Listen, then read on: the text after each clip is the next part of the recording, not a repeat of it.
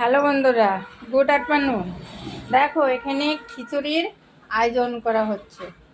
দেখো রাঁধুনির মাস্টারের নামটা বলতে পারছি না। রাঁধুনি হচ্ছে আমার দিদা, মানে বড় সতী যাকে বলে।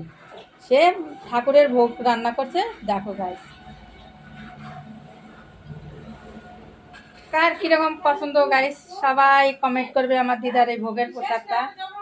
দিদার নামটা বলো, তোমার নাম কি? মুখ্যমন্ত্রীর নাম যাতাই।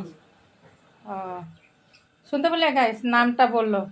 আর ওই যে আমার হচ্ছে মামি, মামি যে সে বড় হয়েছে আমার মায়ের মতন। দেখো, মায়ের মতো না, সরি মাই এমন, সরি সরি মা মতই না হয়। না না, সরি সরি সরি ও মামি আর মা হয় না, মতই হয়। না না গাইস, বলেই দিয়েছে না না সত্যি সরি কথা। বলেছি, sorry sorry sorry sorry guys, তোমরা সবাই ক্ষমা করে দিও আমার মামির কাছে, আমি ক্ষমা চাচ্ছি।